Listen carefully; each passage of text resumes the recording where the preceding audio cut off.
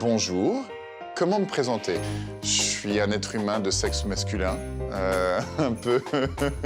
Je suis un homme de scène, un artiste pluridisciplinaire, homme de télévision aussi, animateur, juré. Je suis producteur parfois de spectacles, metteur en scène, auteur. Je suis schizophrène, évidemment. Ça, c'est une évidence. J'ai l'impression parfois que je suis un immeuble, qu'il y a des locataires, il y a des propriétaires, il y a des squatteurs. Et c'est jamais les mêmes qui prennent la parole. C'est très compliqué. Les réunions de copropriété dans ma tête sont très compliquées. J'ai un devoir de joie dans la vie. Et là, j'ai un peu trop mangé. Valérie. Éric-Antoine, bonjour. Comment ça va? Ça va très bien. Check. On va vivre ensemble un Paris des arts magiques. On va bien sûr, dans cette émission, parler de votre spectacle. Dernier spectacle en ce moment aux Folies Bergères. On va avoir un petit tour ici. Oui. C'est vous qui l'avez absolument. choisi? Je l'ai choisi, ça fait 2 ans qu'on m'y invite très régulièrement et je n'ai pas pu encore y aller. C'est aujourd'hui, je me suis dit que c'était l'occasion de le découvrir ensemble. Allez. C'est parti? Attends, toi tu vas comme ça ou moi je vais comme ça? Allez, je sais pas. Comme ça, allez. Allez. C'est parti.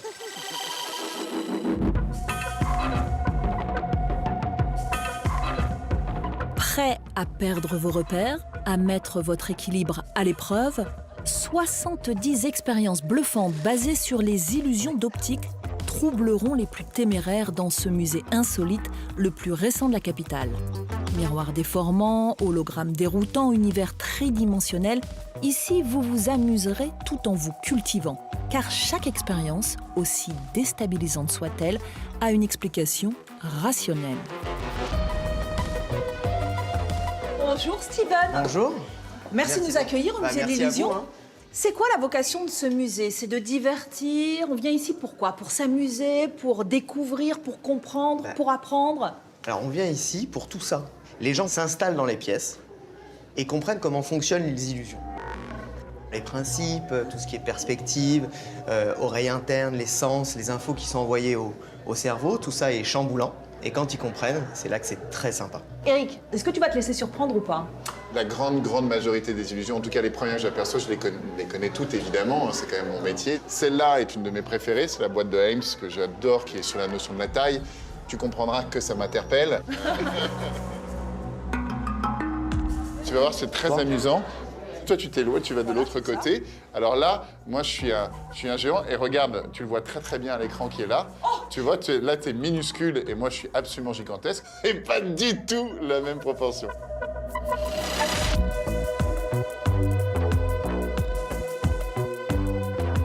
Cette expérience, elle fait appel à quel sens? Le principe, c'est l'anamorphose. En fait, on joue en fonction des points de vue et des objets sur la taille, l'illusion de la taille.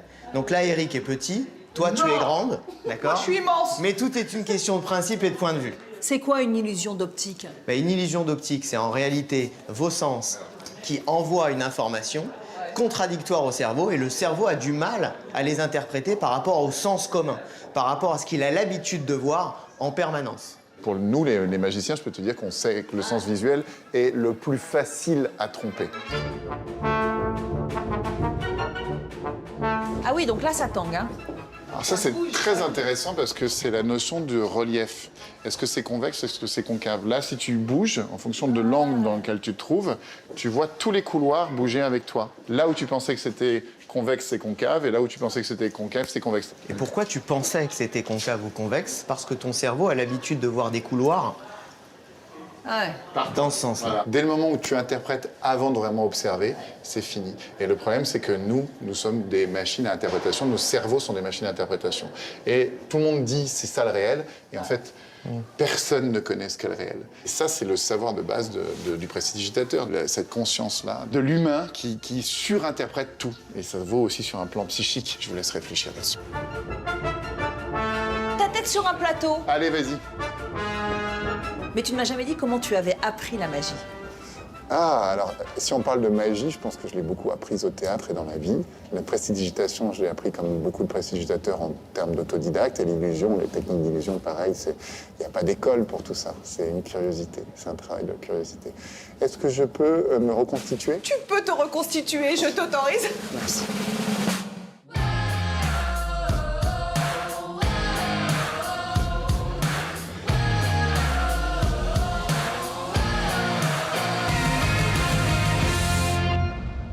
Bon, Éric-Antoine, vous êtes installé en ce moment aux Folies Bergères, dans cette salle mythique qui autrefois a accueilli les performances de Joséphine Baker. Absolument. Aujourd'hui, les effeuillages de Dita Von Teese. Von Teese, absolument. Est-ce que dans votre spectacle, Et les vous lévitations aussi... d'Éric-Antoine. Voilà. Est-ce que je me déshabille dans mon spectacle? Voilà. Est-ce que vous vous mettez à nu? Oui, parce que je parle un petit peu de mon enfance et je parle de cette conviction profonde qui est est-ce que l'enfant qu'on a été serait heureux de passer un moment avec l'adulte que nous sommes devenus. Et je suis absolument convaincu que la joie, elle est dans cet équilibre du dialogue entre l'enfant et l'adulte. Donc l'injonction, qui est le titre du spectacle, grandit un peu, elle s'adresse autant à l'adulte que vous êtes qu'à l'enfant qui sommeille en vous? Ben oui, mais c'est ce double sens que j'aime bien, parce que grandis un peu, évidemment, c'est cette phrase un peu bébête que disent les parents aux enfants quand ils font des bêtises, mais grandis un peu. Mais non, c'est des enfants, qu'ils soient des enfants, et nous, on sera des parents. Et l'autre côté, c'est aussi ma crise de la quarantaine, et il se passe des mouvements intérieurs, je grandis intérieurement, donc je grandis un peu à l'intérieur. Imaginez, les amis, si tous, on avait la chance de passer un moment avec l'enfant qu'on a été. Je veux traumatiser ces enfants. Maintenant, on a une machine à laver et on a une enfant. L'artiste que vous êtes est né à l'adolescence, à un moment où c'était compliqué d'assumer votre grande taille. Aujourd'hui, ce double mètre 07, est-ce qu'il est encore encombrant ou pas du tout? Il l'est parce que c'est un accessoire de jeu et de scène qui a ses règles. C'est-à-dire que j'ai une vertèbre en plus, j'ai une vertèbre surnuméraire, j'ai un peu plus mal au dos, les 120 kilos, il faut les traîner. À 45 balais, c'est pas la même chose. Je vous disais juste avant l'interview, quand on se réveille après 45 ans et qu'on a mal nulle part, c'est qu'on est sans doute mort.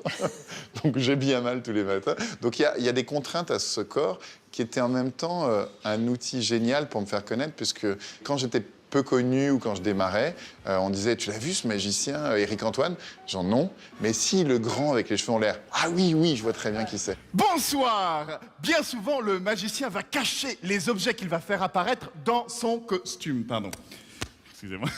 C'est notre part d'enfance que vous éveillez chez nous en nous émerveillant avec deux choses qui longtemps ont été contradictoires, le magique et le comique. La plupart du temps, les magiciens sont très sérieux, très solennels, pas vous. Oui, parce que c'est des écritures qui vont à l'opposé. L'écriture humoristique, c'est une écriture où le spectateur est toujours tourné vers le futur. On fait une vanne et le spectateur se dit qu'est-ce qu'il va dire ensuite. Et il est à l'écoute de la seconde d'après. Le magicien, lorsqu'il fait un tour, le spectateur se dit mais qu'est-ce qui vient de se passer?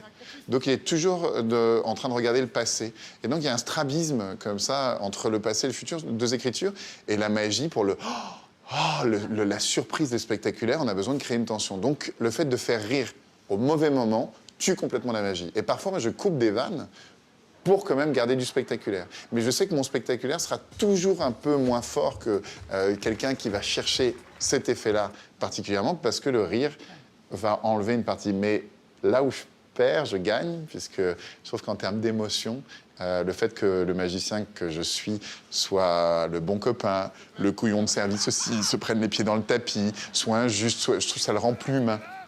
Et donc, je trouve les tours d'autant plus émouvants. Bien, tu as dit quelle boîte alors? Où sont les portables? 2 ou 1? Une, excellent. Donc ça veut dire que la 2 est vide, par définition. Si la 1 est pleine. Ok, on vérifie.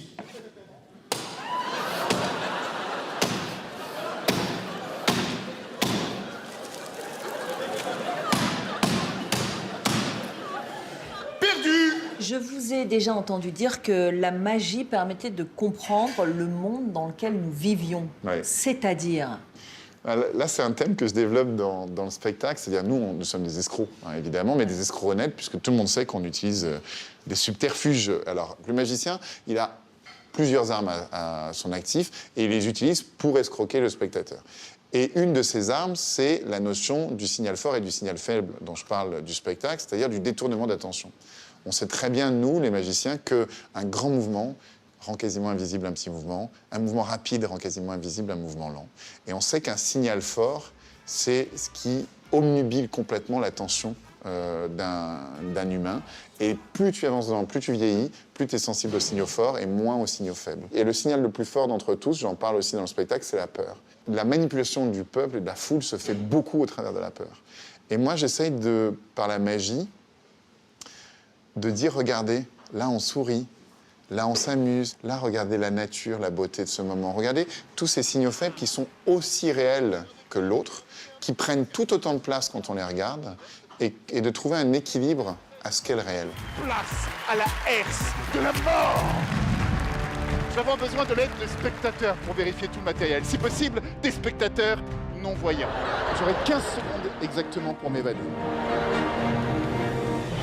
Et alors, au passage, vous faites souvent l'éloge de la lenteur. Pourtant, vous avez une vie à 1000 à l'heure. Donc, je vais résumer la magie, la comédie, la scène, la télévision. Avec le succès de La France a un incroyable talent.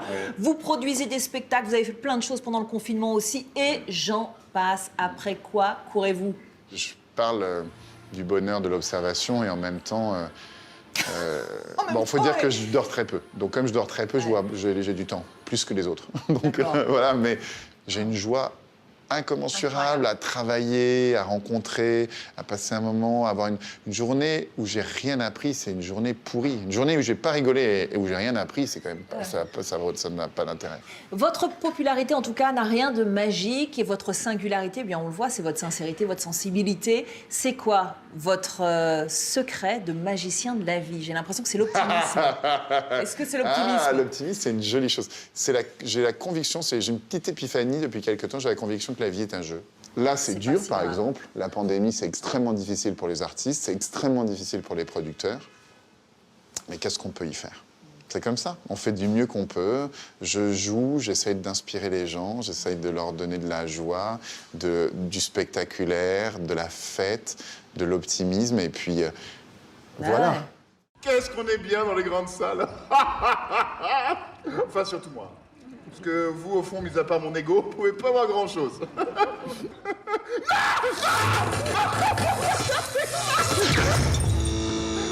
Hommage à Claude François. Dans son Paris des Arts, Eric nous présente Sacha Goldberger, photographe qui nous raconte en images des histoires extraordinaires.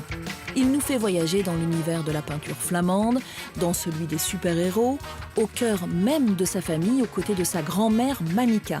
Son imagination ne bute sur aucun obstacle. Et s'il faut déployer les grands moyens pour aller jusqu'au bout d'un cliché, il n'hésite jamais.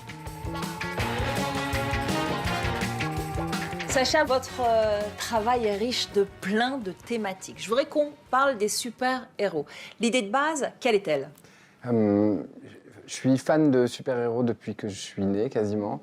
Et c'est vrai que la peinture m'a construite. Moi, quand j'étais petit, on allait au musée et Rembrandt fait partie de mes comics préférés. Et donc, à un moment donné, je me suis dit, mais comment est-ce que je pourrais faire voler Rembrandt? Et le plus simple, ça a été d'imaginer cette série qui était assez simple, c'était de se dire, mais si jamais Superman avait été peint par Rembrandt, comment est-ce qu'il aurait été? Ce que moi, j'ai adoré dans cette série, c'est que finalement, les super-héros américains, ils sont invincibles. Ouais. Ils sont froids, ils sont assez glaciaux, alors que la peinture flamande et nous, la vieille Europe, on est très humains et très vivants. Et donc de confronter ces deux univers impossibles, ça donne des images qui, moi, me plaisent beaucoup. La culture populaire, pour l'un ou pour l'autre, ce n'est pas un gros mot. Au contraire, c'est une culture qui peut être parfois même extrêmement pointue, très référencée. Dans les super-héros, il y a des mythes. On y retrouve toute la mythologie grecque, romaine, on y retrouve les panthéons même égyptiens parfois. Enfin, non, c'est la culture populaire, elle est inspirée de millénaires de culture et quand on s'y intéresse vraiment, on apprend énormément. Vous aimez bien aussi associer les artistes, les transfigurer, Mathieu Chédid par exemple qui se transforme en Charlot ou Pierre Richard qui enfile le costume de Clint Eastwood. Éric Antoine, qu'est-ce qu'on pourrait lui proposer comme costume? Alors, il s'avère qu'on a eu une idée et qu'on a faite. Ah ouais? Et donc, on a discuté un peu ensemble et on est parti sur Gandalf. Et donc, toute mon équipe, on a fait fabriquer un costume parce que, évidemment, d'abord, le costume de Gandalf n'existe pas. Et ensuite, pour un mec qui fait 2,50 m, c'est toujours un peu compliqué. Et la photo, elle est complètement dingue. Ouais, et la série est dingue. Ouais. C'est vrai que la série, de manière générale, est assez dingue. Alors, une autre héroïne, c'est votre grand-mère. Est-ce que votre grand-mère, c'est une superwoman ou c'est une femme comme toutes les autres? Alors, ma grand-mère, elle a une histoire particulière. Elle a été mariée 4 fois. Elle a survécu au nazisme, elle a survécu au communisme. Alors, on a tous la meilleure grand-mère et le meilleur dentiste, mais elle a toujours été, maintenant elle a disparu, mais c'est une femme exceptionnelle. Cette série, moi j'ai travaillé pendant 15 ans avec ma grand-mère, et on a fait des photos complètement dingues. Et jusqu'au bout, j'ai même une photo ici, parce que c'est ça, là elle a 99 ans, la photo n'est pas prévue, et je lui dis, écoute mamie, est-ce que ça t'amuserait de faire des photos? Et son visage s'allume comme ça. Et j'avais prévenu mon équipe, je leur avais dit, on ne la déshabille pas. On la coiffe pas, donc il faut que vous trouviez. Donc mon styliste, qui est un mec génial, a trouvé une tenue qu'on a mis par-dessus. La maquilleuse lui a donné, elle s'est maquillée elle-même. Et on avait une perruque toute prête qu'on a posée. Et ma grand-mère... Et elle a joué le jeu. Oui, c'était génial. J'ai adoré faire cette photo. Il y a de la magie dans les photos de Sacha, de l'illusion au moins. Il y a souvent des mélanges, il y a un mélange de techniques. Les magiciens sont des techniciens. Les magiciens travaillent énormément avec la notion d'effets spéciaux. Et Sacha, il est au croisement de beaucoup de ces choses-là. Parce qu'il est capable, je pense que comme nous les magiciens, il se pose toujours la question, mais comment ça marche? Comment on a cette image? Comment on a ça? Enfin, oui, ça me réjouit. Et il y a beaucoup d'humour.